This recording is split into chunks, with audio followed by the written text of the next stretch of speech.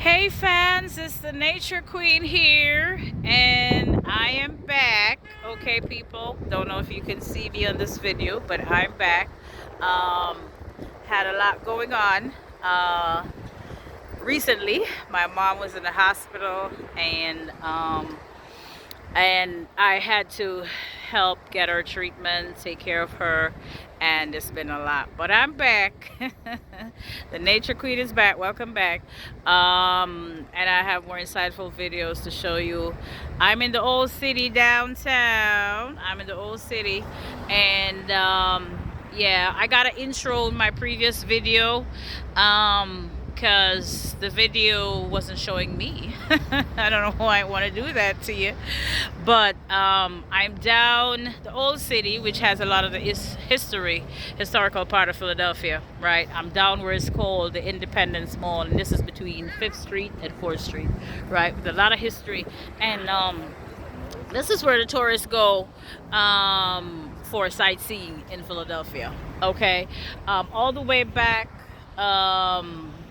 Is the Fox 29 News channel. We got a huge Wells Fargo bank right there.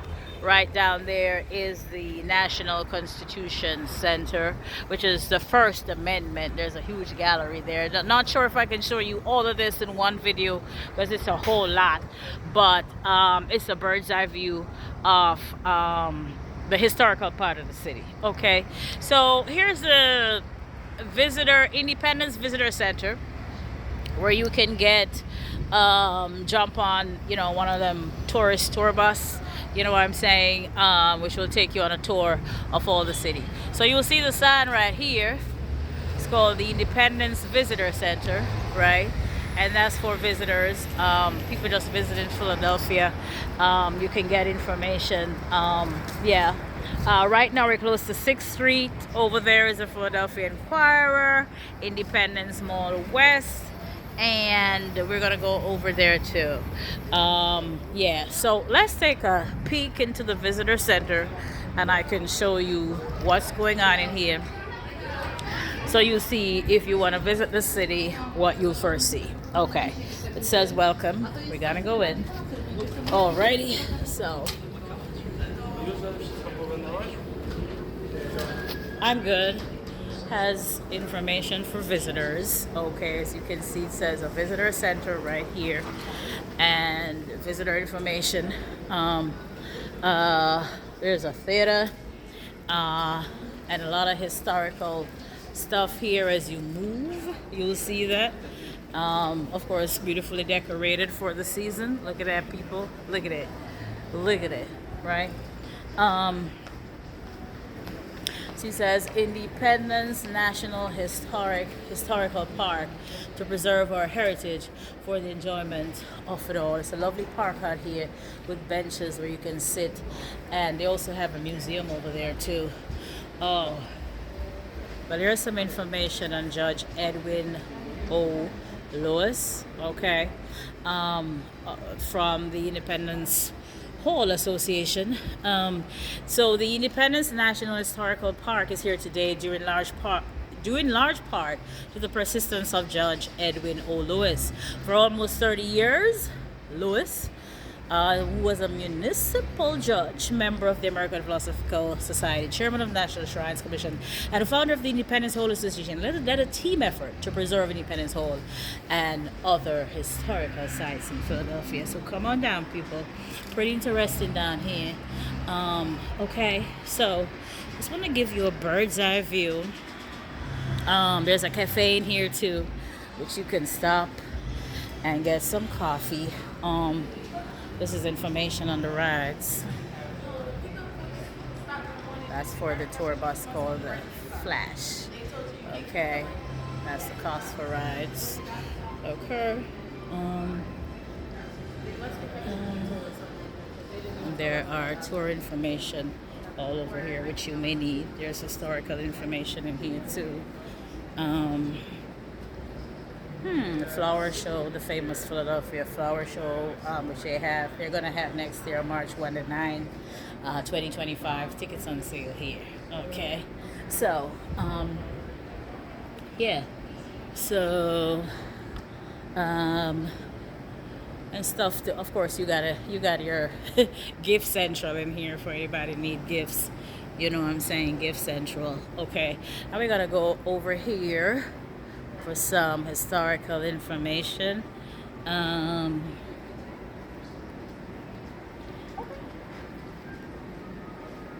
so we're going over here for some little bit of history around here.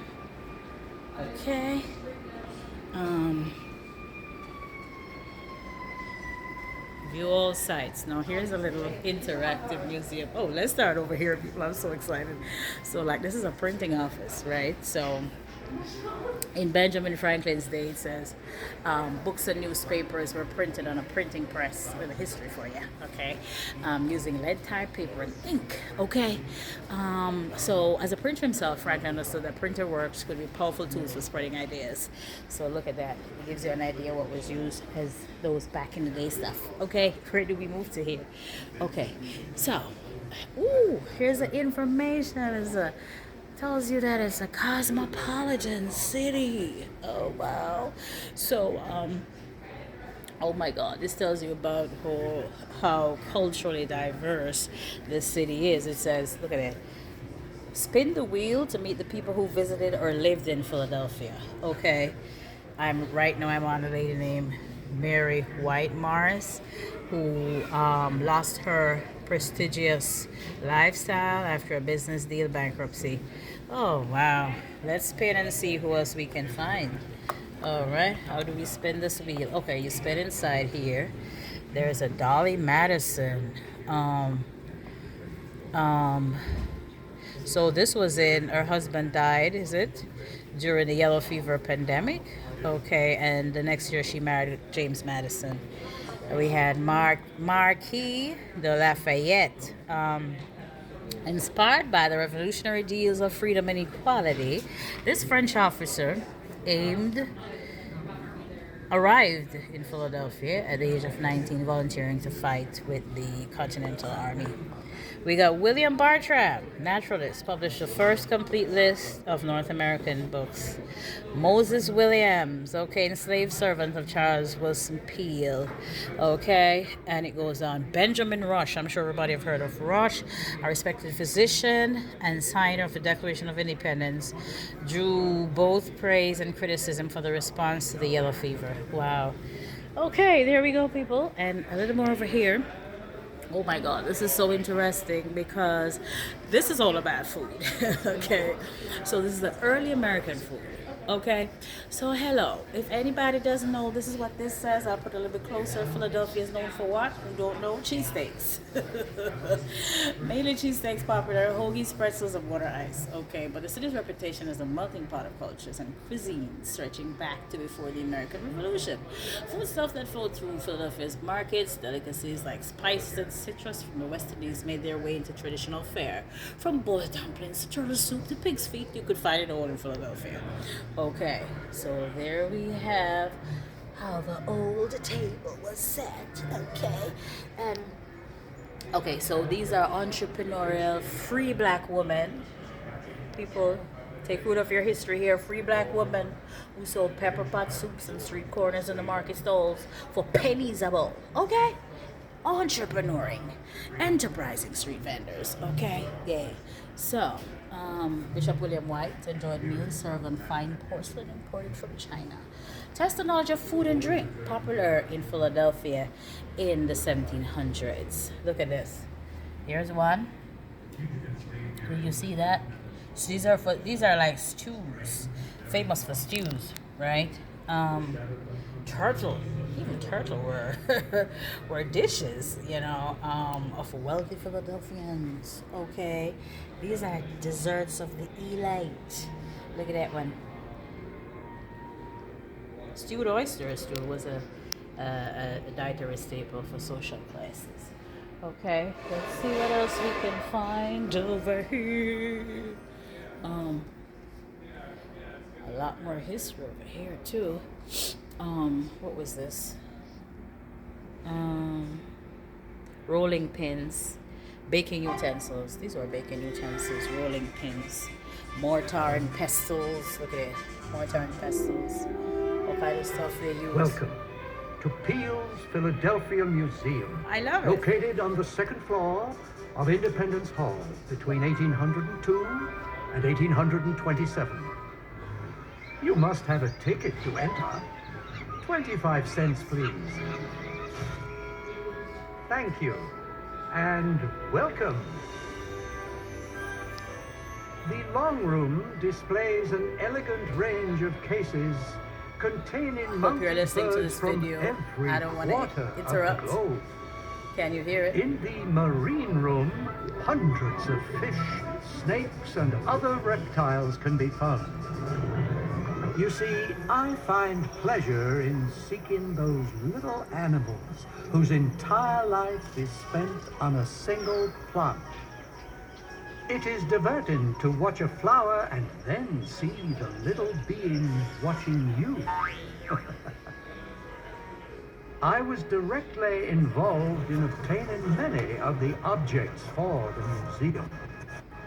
In one of my paintings, I depicted the excavation of the first mastodon to be displayed in a museum. Wow. Behold, the great Incognitum, Cognitum. 11 feet tall and 18 feet long. Wow. Do you notice anything amiss?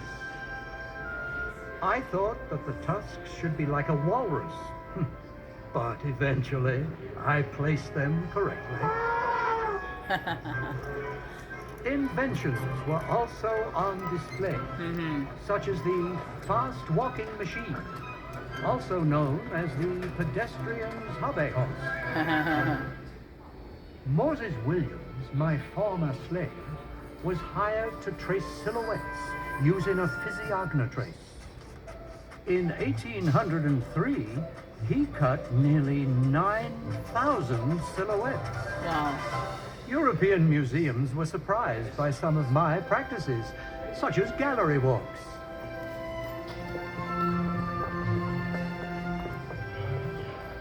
And rather than displaying mounted animals against blank backgrounds, I painted a natural setting. In the model room, you could see items from Lewis and Clark's expedition, as well as cultural artifacts from all over the world. The museum was my true passion, but I was better known as an artist.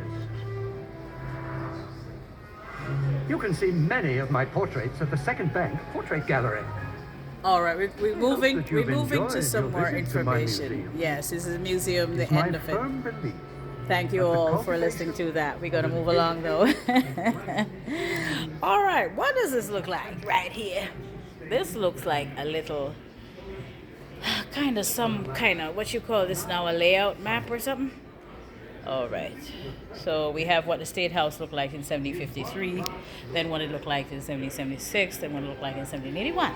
Okay, then we go to what it looked like in 1791, 1812, and 1828. Okay, so here's a layout table of, I don't know if I can capture all this, you all can see. This gives you a little view of the layout of the old city. Yeah, of where we are right now. See, it says Independence Visitor Center, National Constitution Center, which we also have across the street. Liberty Bell Center, and Independence Hall. I think that's basically where I am right now. Second Bank of the United States, and stuff like that. First Bank, yeah, too. Okay, yeah. What is this? Oh, look at us, people. This is the bell, the famous Liberty Bell. See, the wide crack, which is showing right here, of the Liberty Bell is actually a repair. Metal workers in the 1840s widened the thick crack that most likely developed after nearly 90 years of hard use. Wow. The second crack, running from the abbreviation for Philadelphia up through the word Liberty, silenced the bell forever. Wow. Weighing just over 2,000 pounds, the Liberty Bell is made of bronze with a circumference of nearly 12 feet around the bottom lip. There you go. All right. So, All right, and these are, you can see that. Well done is better than well said, ain't it? Quotes published in Poor Richard's Almanac, 1735, 1745. Wow. Three may keep a secret if two of them are dead. Wow, I love it. Ooh, look at this big chair. Look at this chair, baby. And this looks like, oh my God, these are We the People manuscripts. Oh my gosh. This is so historic standing here right now. This is Article 5, Article 6, and Article 7. That is amazing. Yeah, with signatures too. Wow, that's history for you people. You gotta get down here. What is over here? Proclaim liberty through by order of the assembly. Cool. Same information about the broken bell. Okay, let's see what's around here.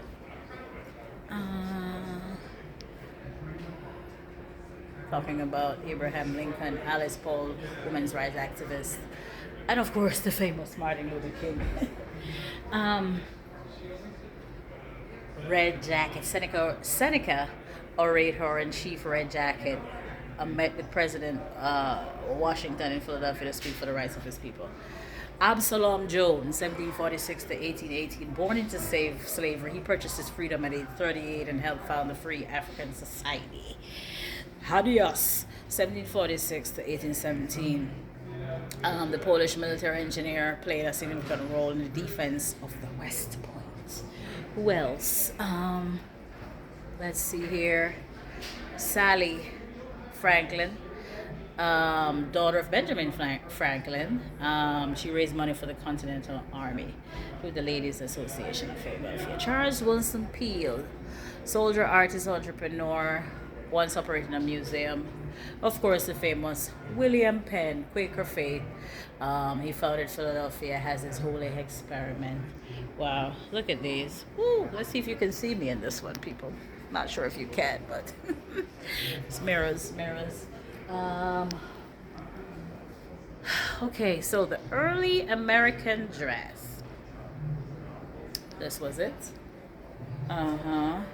So I want to do the explanation for you. So a range of styles and fabrics clothed a diverse population that the laboring class or lower sort wore plain clothing often made from expensive coarse linen. The upper class clothed themselves in stylish gowns and suits fashioned from the finest fabrics like Chinese silk. A person's wealth, status, and community and education could all be deduced from all their clothing and accessories. Wow. True history for you people. A gathering place, which was here. They used to gather here at the Independence Square to organize against the Stamp Act in 1765 and hear the stirring words of the Declaration of Independence. So they do a lot of stuff like that. Patriotic events down here. The famous Frederick Douglass, Susan B. Anthony, people. Wow, this has so much history down here. I can't get out. And we got more interactive museums. Let me start over here. Okay, so this is a video. We don't even have to go there, but this is a video actually of the Congress Hall. Wow, and I can just, it's so amazing. I'm so excited because it looks like I can just touch all these buttons and I don't have to be there. I can just take y'all on a virtual tour, okay? So let's do this. The temporary U.S. Capitol. Let's go there. Let's see that. Okay, so here's your information. Congress Hall, open today. Free, no tickets, people. You see that?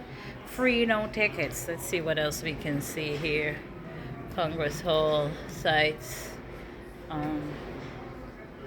Okay, it's telling you of all the sites you can see here.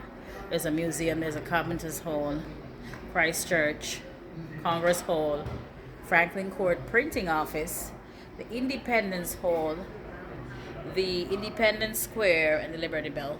Okay, so Washington Square, let's hit that one. Let's see what that is.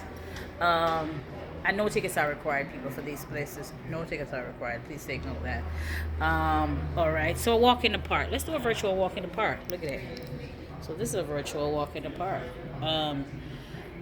Freedom is a light for which many men have died in darkness. Oh, This is a tomb of the unknown soldier of the American Revolution. Wow, honoring those who made the ultimate sacrifice. Do we go this way? Okay. There's another picture of the park. Okay, giving you more views.